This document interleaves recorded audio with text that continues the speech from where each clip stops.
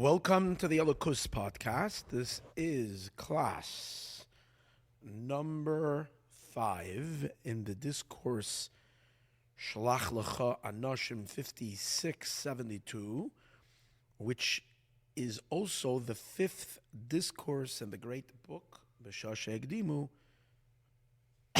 5672. We are holding now at the conclusion of chapter 18. We have to still learn a little bit of chapter 18, and then, which we will do Be'ezer Hashem today, and do the Kitzer, maybe even begin chapter 19.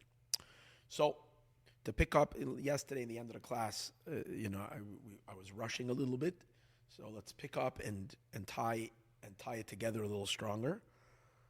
The main idea that we were learning in yesterday's class was that since we are making the argument that the kav, the or pnimi, the internal light, the light that comes in to illuminate the worlds, which to some degree is the light of the kav, which later becomes the oirais, the lights of the sphirot, of the attributes, their connection to the Orein Sof is in a manner of Gilui Hahelim, which means it's not a state of utterly something new, but rather it is revealing something that is in a hidden state. It's just coming out into an expressed manifest state.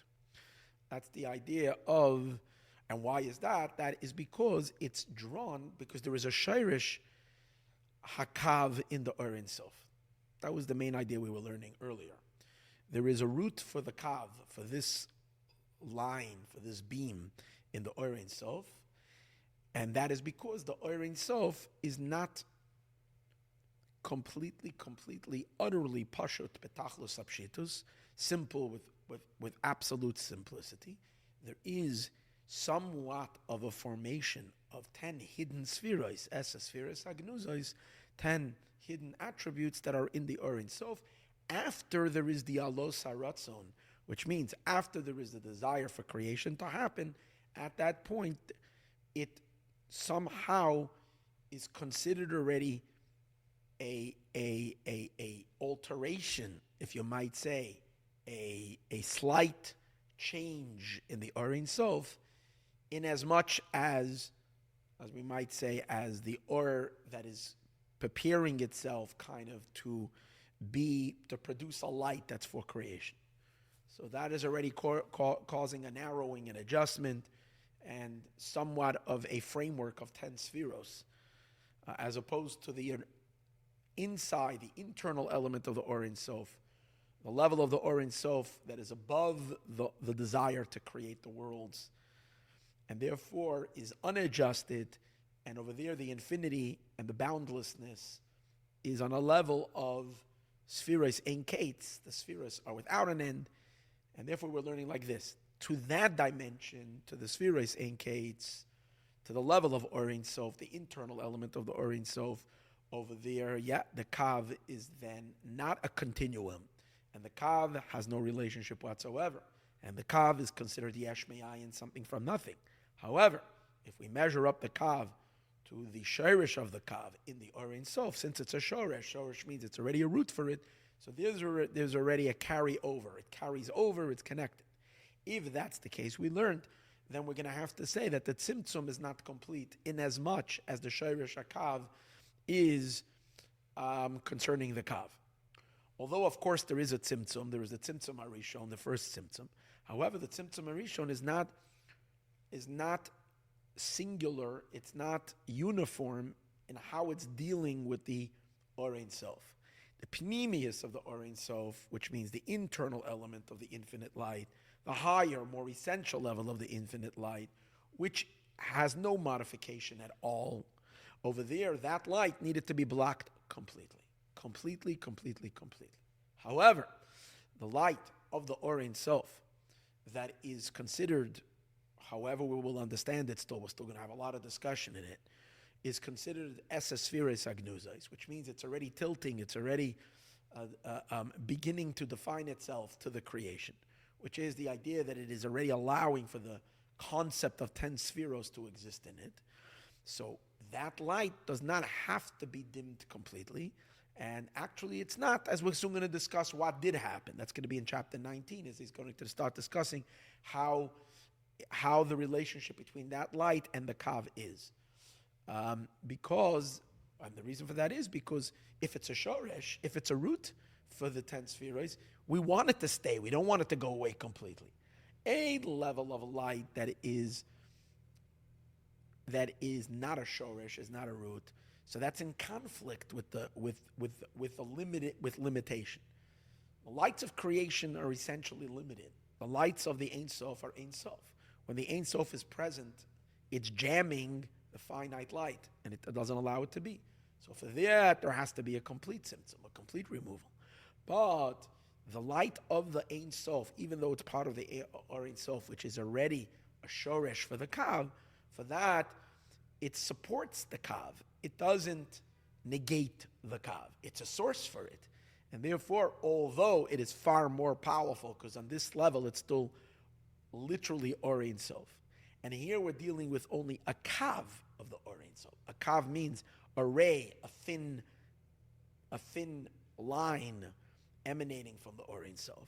So of course it is way, way, way inferior, the light of the kav, than the light of the 10 spheres agnuzais when they're in the Or Ein Sof, when they're in the Or Ein Sof. Of course there's a great differentiation.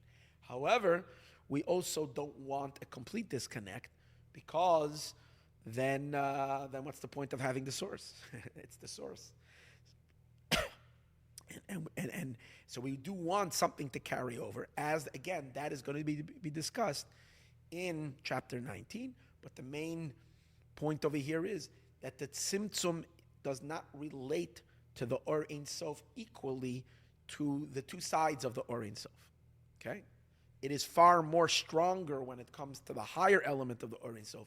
The tzimtzum has to block it to a much greater degree than it has to block the nether part of the Or Ein Sof that we discussed earlier.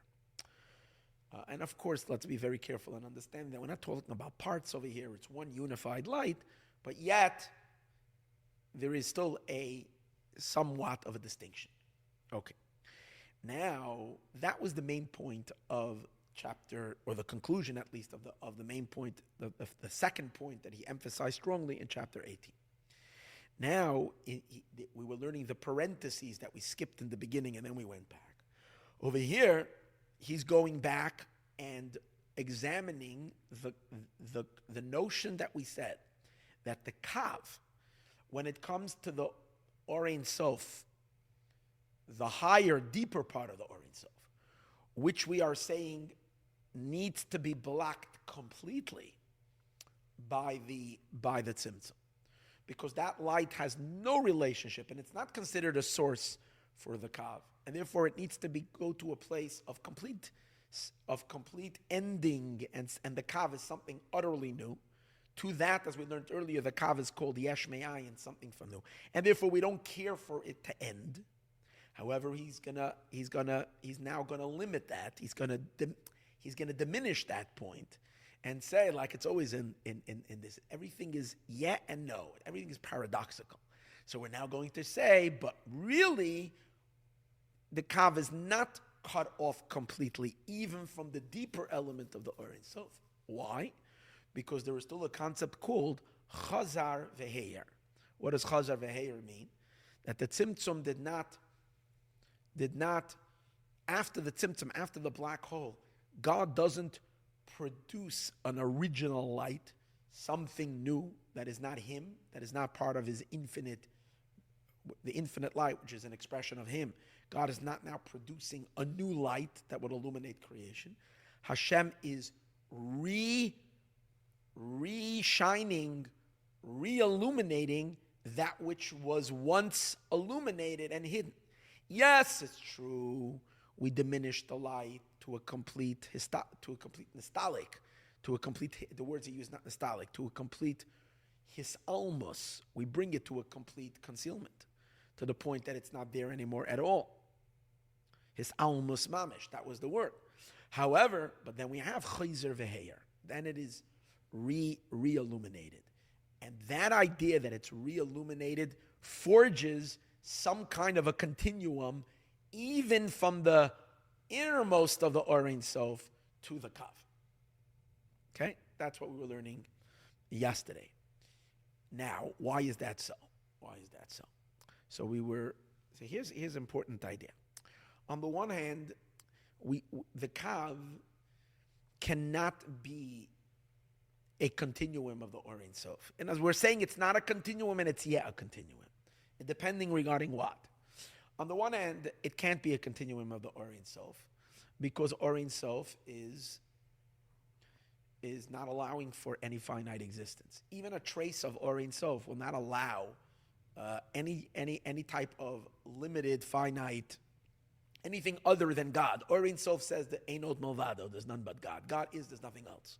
So to allow for existence to exist, any type of gvul, any type of limitation to exist, Or Ein Sof completely swallows it, completely overwhelms it, diminishes, dissolves the limitation.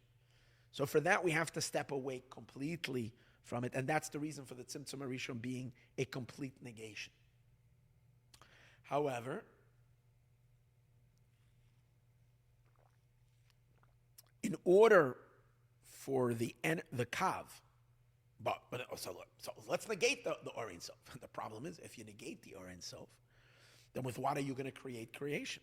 So you say, let's create a limited energy, and let that limited energy, let the infinite light give birth, let it have a baby, so to speak, and have an emanation that's limited, and let the limited light create the world. That doesn't work.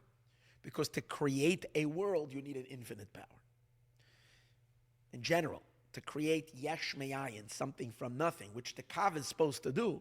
The Kav is, the worlds are not just a development of the Kav. The Kav is still an Or Elokei that doesn't have any real definitions.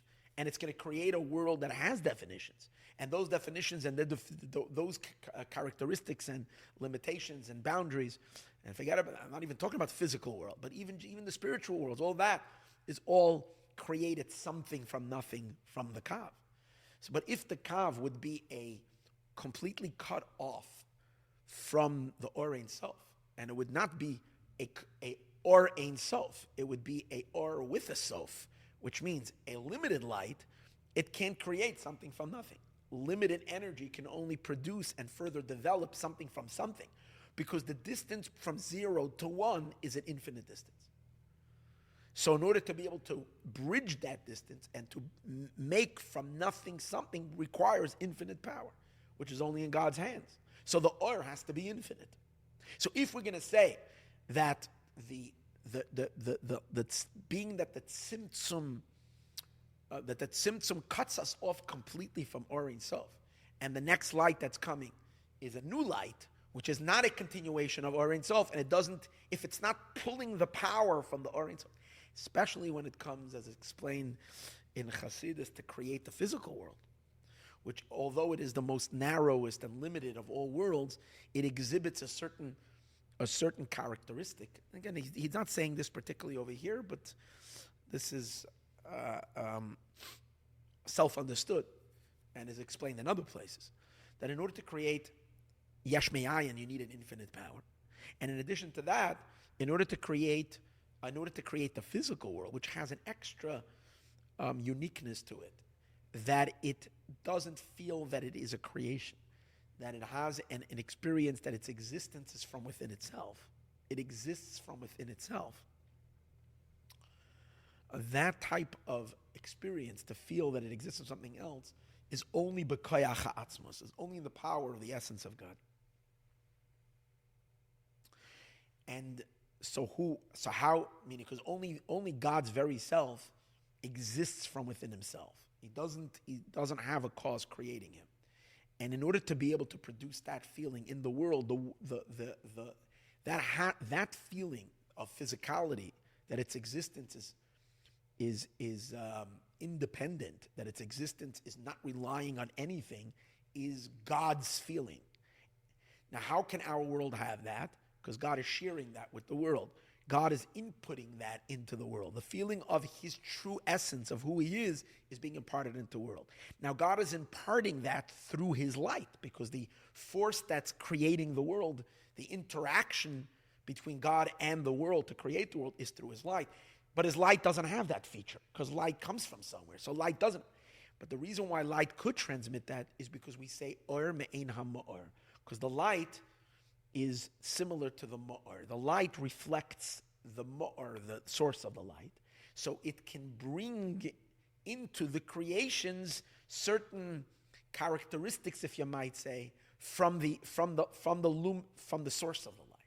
So obviously, for these aforementioned reasons, the light of that is coming forth, the light of the kav, which is entering into the black hole to do the magic of creating all of the worlds, cannot be a disconnected light that is just a production of God, but is not infinite, meaning it's not a continuation of, or it has to be davuk. In order for it to be davuk, that's why he says the light had to be chayzer veheir. The light had to be a coming back of the original light. It's just in a narrowness, in a small little way.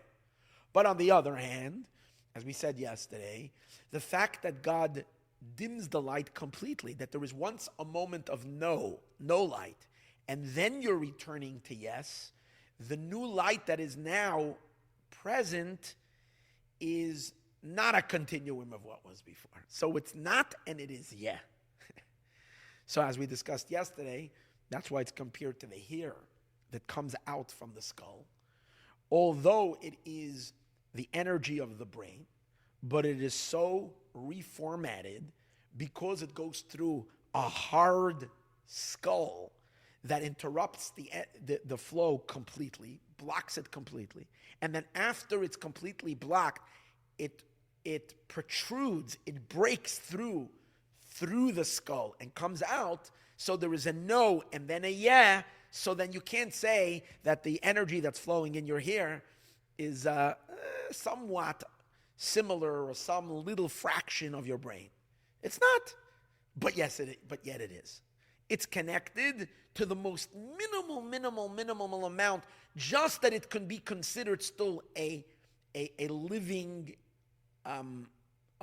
hair that has life and is part of the human being and is plugged into the brain, but it is so disconnected. So that's kind of the thing.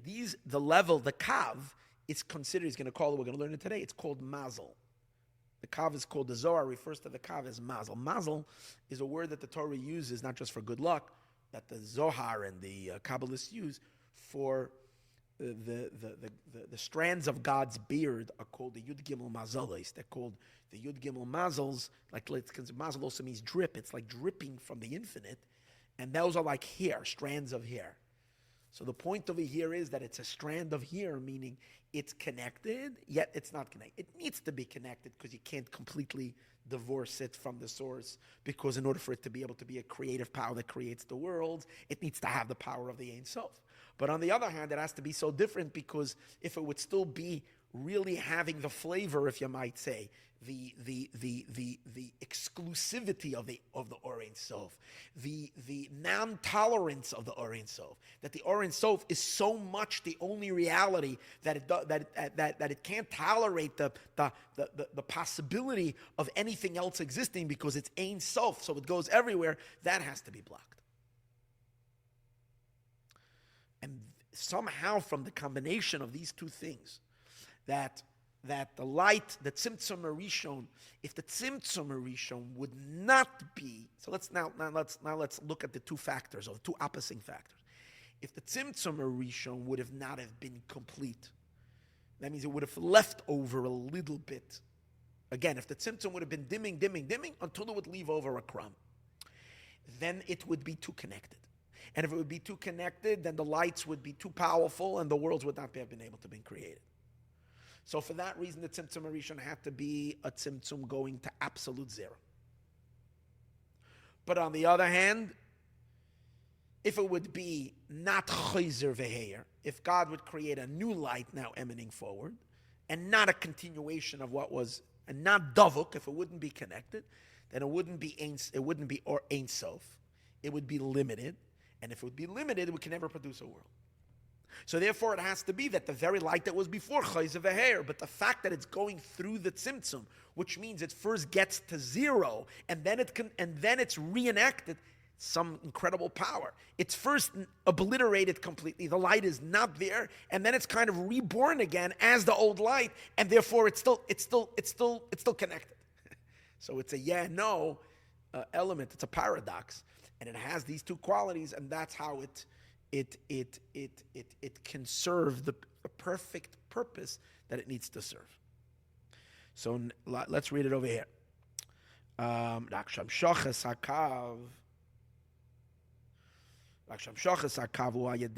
Is through Sha'or Chaziv V'Heir, that the light was re-shown.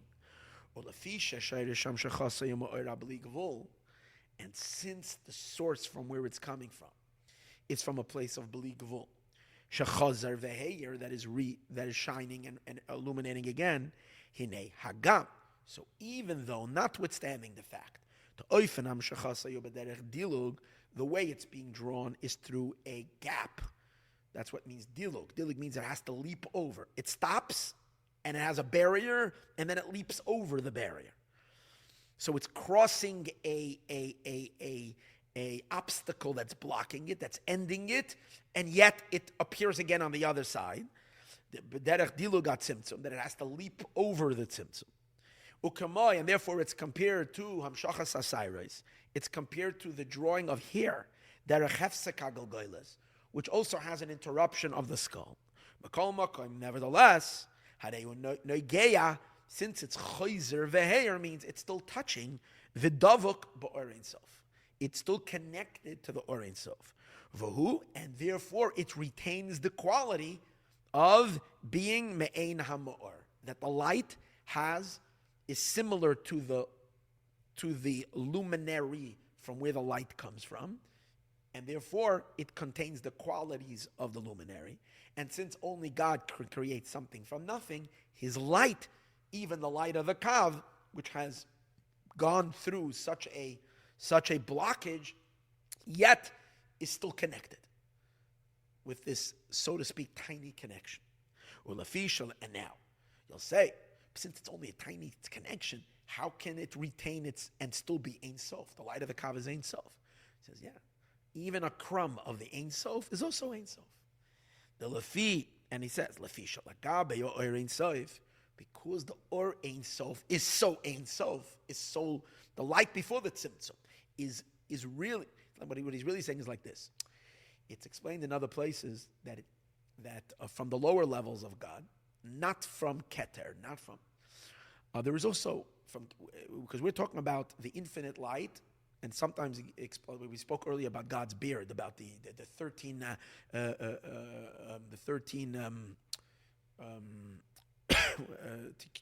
Tikkun Diyukna, strands of God's beard, which are these powerful lights emanating from the Ein Sof. So it says that the only ways the world can receive from such a high level is only through the block, only through such a total block. And yet, that little tiny hair follicle, that tiny little, is a lifesaver, because it contains the enormous and energy for the universe is coming through that tiny little hair.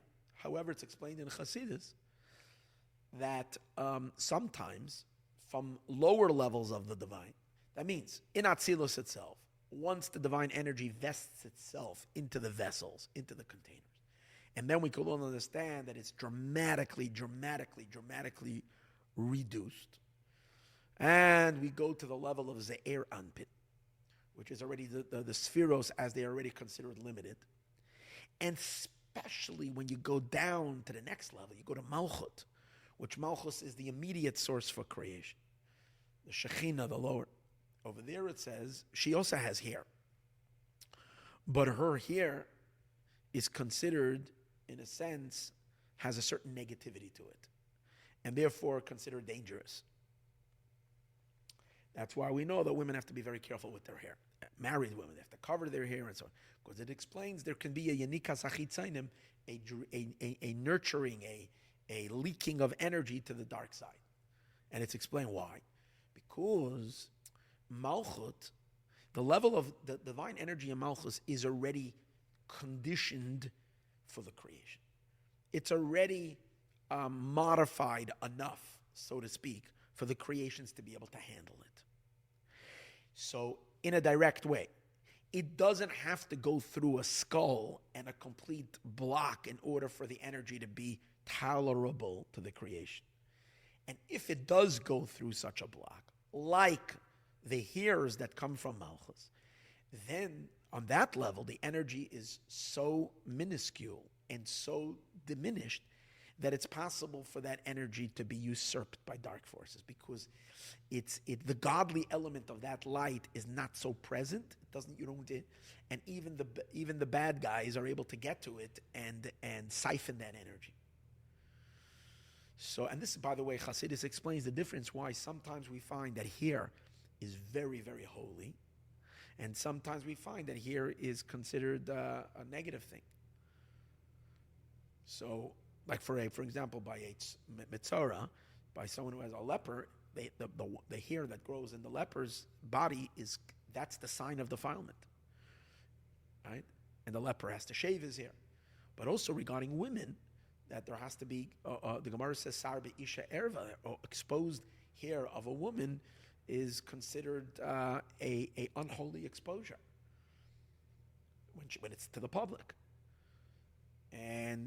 But on the other times we find, for example, by a Nazir, someone who a Nazirite, right? Someone who separates himself and takes upon himself a certain level of holiness, we know that he's not allowed to shave his hair, and it says that all of his holiness is in his hair, like the famous, we all know by Shimshon Hagibor, Samson, the mighty Samson, all of his power was in his hair. So it's explained. So is hair good or bad?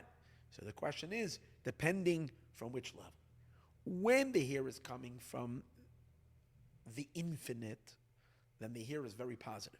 Because from the infinite, the only outlet, the only plug, the only channel of energy of such a high level can only be through a tiny, tiny, tiny, tiny hair. Because anything more than that would destroy creation completely. Would completely dissolve the entire finite structure. So hair must come through here. But on the lower levels, once the light is already gone through the various different tzimtzumim and contractions, and over there, on that level, hair has to be watched. It's not necessarily bad. A woman's hair is not bad, but it has to be watched. Because over here, the energy is already so reduced, so this can become a source for the unholy.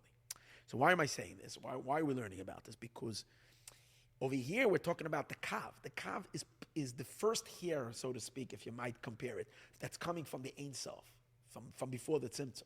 So obviously over here, the hair is emanating from a very, very lofty place. And therefore, what he's saying is even the tiny little hair from this level is also called Ein Sof. However, of course, hair from a lower level is not going to be Ein Sof, because even the levels where it's coming from is not real Ein Sof compared to the Ein Sof of Keter, and it's definitely compared to the Ein Sof of the light that's before the Tzimtzum. And that's what he says over here. Because compared to the Ein Sof, Gam Dveikus Kazu, even the tiny little connection that it has, Kedveikus Asiris, like the attachment of the hair, Al Derech Mashal, by way of analogy, Maspik is enough, is sufficient. Liyoisa or me'ein hamor is enough power. There's enough energy passing through that tiny little connection that it can make the light be, because the light is so powerful above the tzimtzum, and it's so intensely reflecting the source. So even a little biskale, a little tiny of it, has enough me'ein hamor to carry over. It has enough reflection of the source to carry over even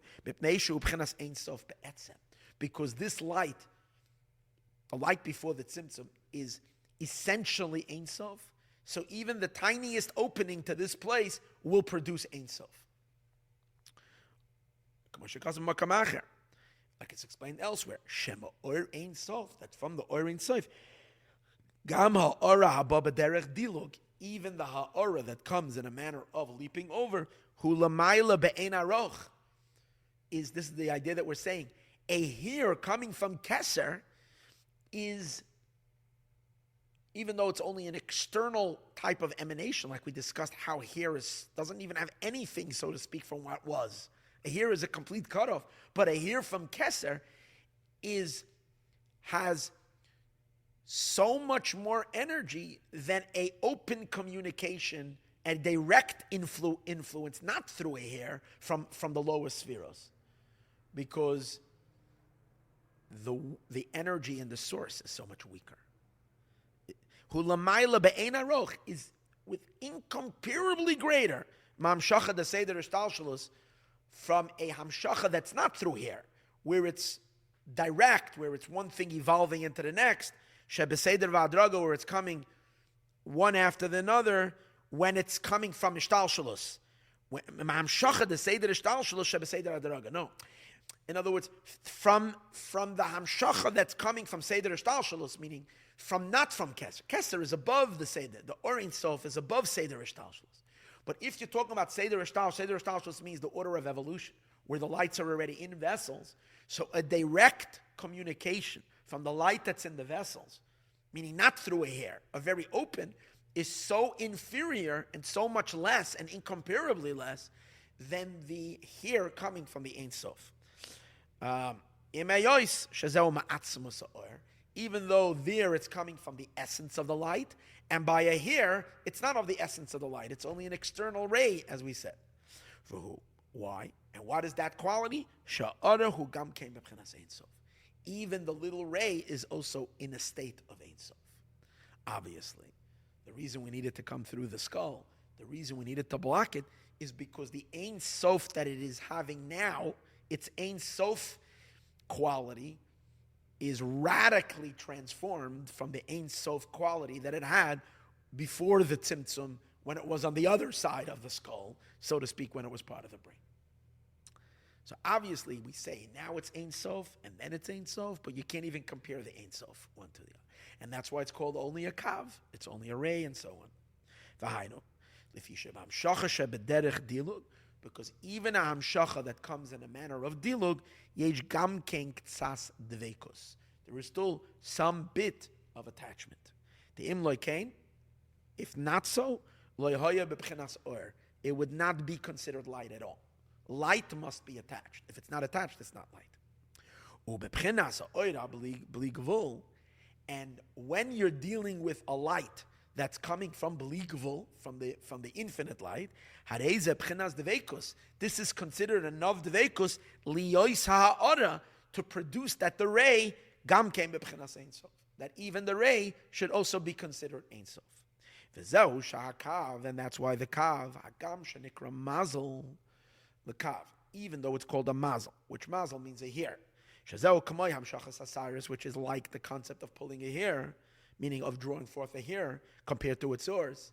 It's still touching and it's still attached. And all of this, lahashita, but all this whole idea that we have to separate the kav so much from the Or Ein Sof, and we have to completely block it. And then, yes, true, we're pulling it back after we block it 100%. It's re-emerging. But we need it to completely obliterate and completely hide what was there before. That's according to the opinion. That's according to the opinion that there's no medium level in the Or Ein Sof that's the source of the kav, but rather the kav is directly coming from the pure Or Ein Sof. Then we have to block it completely and make a full-fledged tzimtzum. And the only thing we can do to keep the kav attached is to, after you have a full tzimtzum, reopen a tiny hole for the light to come back out. But according to what we've been producing earlier, according to the Arizal Shita, according to the second opinion, that what? The Shoyresh HaKav Me'esas Agnuzois, that the source of the Kav is from the 10 hidden Sfirois. Ein Inyanat Tzimtzum Daimaz Elazeh. Then over here, even this that we've explained now is not so necessary. We can leave a little bit more connection to the light of the Kav, to what was before the Kav, and that's the Or Ein Sof, because the Or Ein Sof itself is already modified, and therefore it doesn't have to be so distilled, it doesn't have to be distilled to zero. Something can be left, as he's going to conclude, that Tzimtzum Shahoya Ba'Or Ein Sof U'B'Bchina Silik V'Salmas Legamri.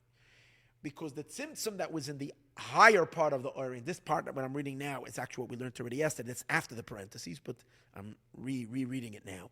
That the tzimtzum that was in the Orin Sof itself, in the higher end of the Orin Sof, needs to be completely blocked.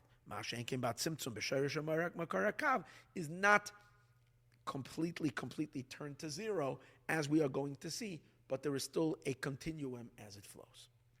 Okay. Now he does a kitzer, a summarization of all that we learned. What's the kitzer? You know what? Let's end over here because I didn't realize it was 36 minutes.